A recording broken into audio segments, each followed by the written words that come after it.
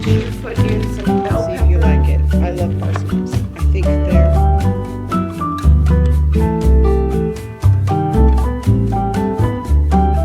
Hi, I'm Starr and welcome to Caviar Life. Today it's Friday and I am prepping a slow cooker meal, which is something I threw together last week and it came out really delicious. So this week I'm going to tweak it a little bit because I'm using a flank steak along with a beef roast. So if you're interested in following along and hoping you will copy this recipe, there's my alarm, please stay tuned.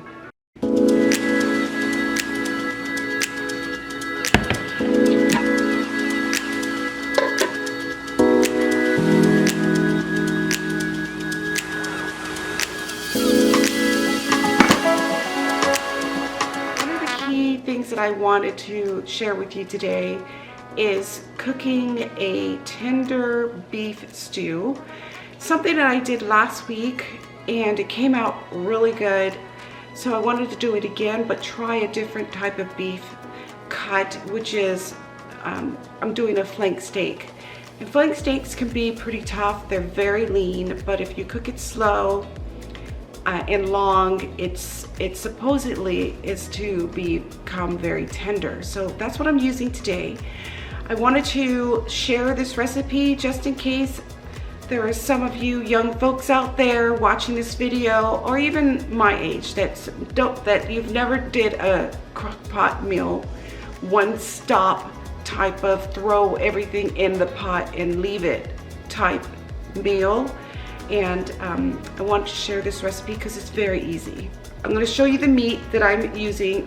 Like I said, I'm using the flank steak, but I'm also using a beef cut stew meat as well. And then I'm going to throw in some potatoes, some carrots from our garden.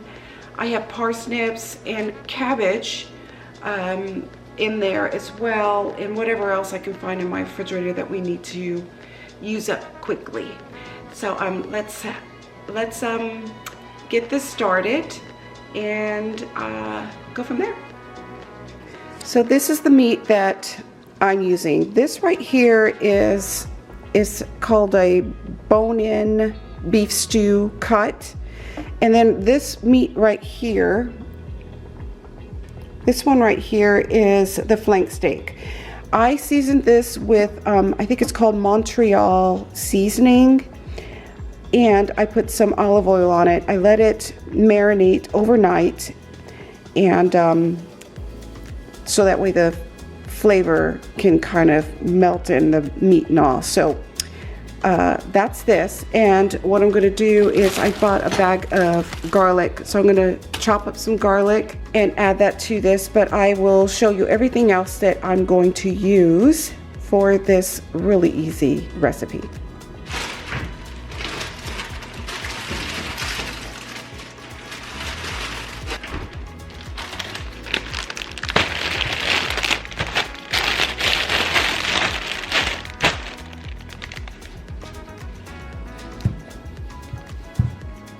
So what I pulled out of the refrigerator is cabbage that I have left over.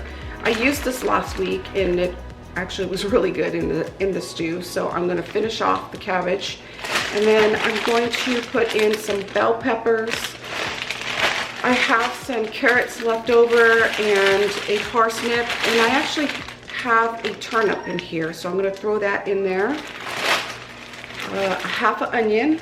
And then some potatoes, garlic, which I've already told you I'm going to add, and if I have some tomatoes, which I don't think I have fresh tomatoes, but I'm going to probably put a small can of tomatoes in this as well. And I'm going to add bouillon cubes along with some vegetable type of broth in with this, but we'll cross that bridge when we get to it. Okay, the parsnip. Very flavorful. If you haven't tried it, I would say get one and roast it with your carrots and see if you like it. I love parsnips. I think they're one of the underdogs of the vegetables that are out there and promoted. It's very flavorful, it's rustic, and if you like turnips, it kind of resembles the turnip. And actually, I think it's in the turnip family. All right, my cutting board is getting a little full, so I'm going to put all of this in a bowl, and then I'm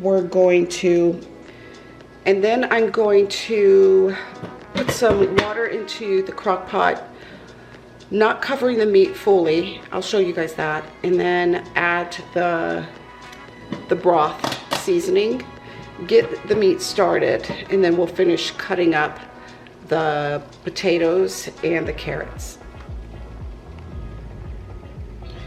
Okay, I'm gonna add about a little less than 2 cups. What is this? Oh, I'm sorry. I'm gonna add about 3 cups of hot water. And I don't think it's gonna take it all. And I'm not gonna fill it up all the way. I think this may even be a little bit too much. So what I did is this is a total of 1 cup of hot water. And as you see, the top meat is not covered completely. So I don't want it to, because with the lid on top and it cooking slow, it's going to create more juices inside. So I don't want to have too much water at the beginning.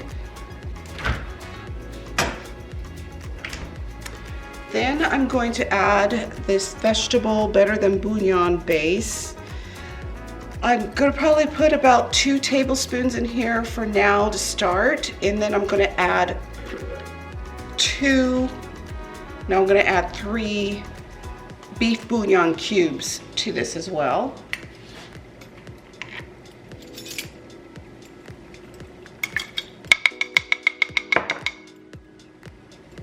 And yes, I just rinsed that spoon off because I know somebody's going to say, why are you sticking that back in there when you just put it in the water with the raw meat? I did rinse this off. So we're going to put that over there. Now let me get the beef bouillon, please. 1 and come on, and 2. And I have a feeling I'm going to have to add another one, but we'll wait until this kind of starts to cook a little bit more and I can taste this when the meat is not raw. So we'll taste this later when it's like almost to the completion to see if we need to add some more seasoning to this. So let's go ahead and start this up. And I'm gonna start this on high for the first couple of hours. 1, because it is later in the afternoon. This is ideal to start in the morning, so that way it's done at a reasonable hour for dinner. But because I'm here alone, I'm not planning on eating this tonight. It's for dinner tomorrow. It's something for my husband and I to enjoy. So I will show you guys, of course, the end product once it's done. But for now, I want to start it off at high just to get the meat started, and then add the vegetables in about an hour to this point. But we do still need to finish cutting all of this goodness up. I found celery, so I'm going to go ahead and add this to that delicious bowl of vegetables. Of course, we need to wash the celery because celery is very famous for having some disgusting little bugs or dirt hidden in the crevices here. So I'm not going to, you know what, I'm going to use all of that except these little tiny pieces. So I will be right back after I wash these.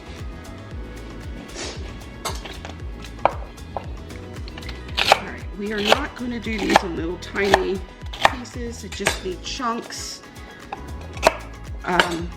If you like them to be little, it's just the smaller you cut them, the faster they will cook. So I like to have chunks in my stew. And also my husband doesn't like vegetables. Corn, potatoes, peas, and maybe a little bit of carrots. That's it. So things that he could pick out.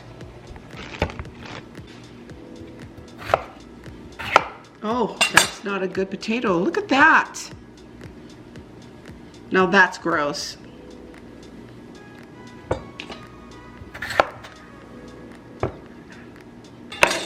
Ugh.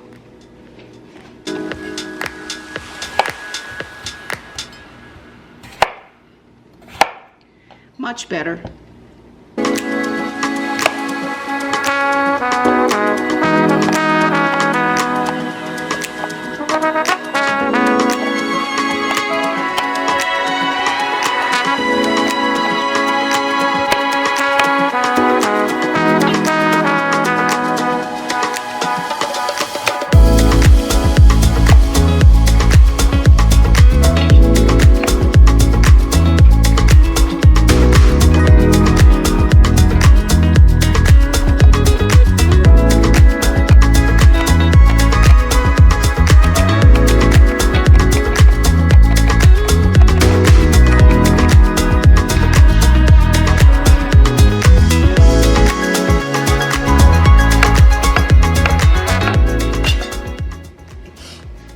My little carrots from my garden.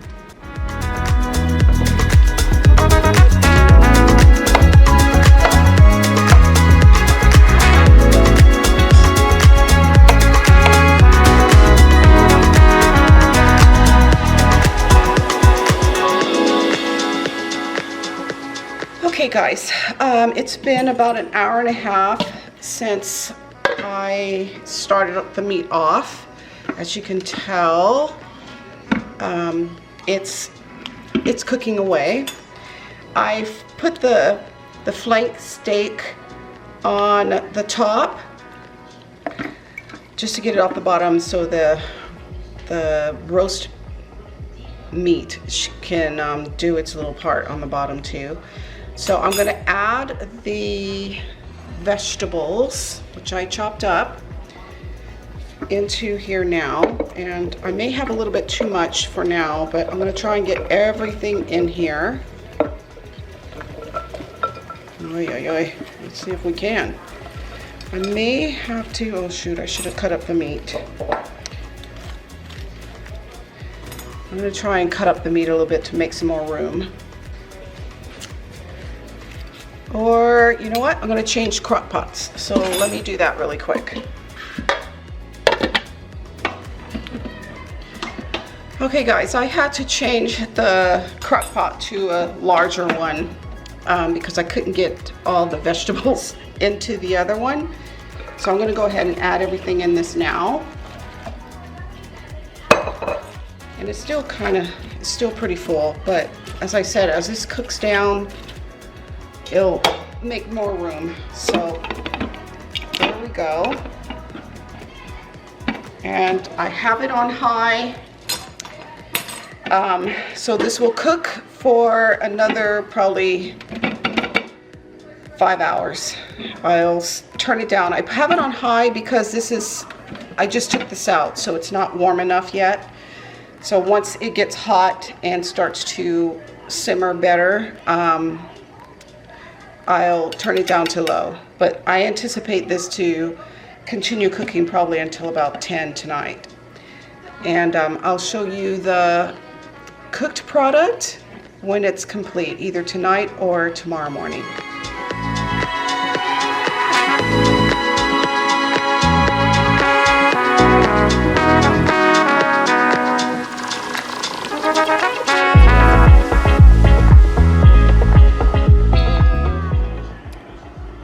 Okay guys, this is the end result of the beef.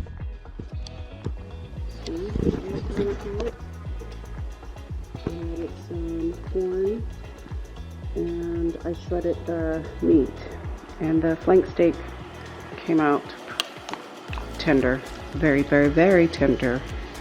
So I'm gonna put this on top of some mashed potatoes for PK, and then I'm just gonna eat it like this. It smells so good.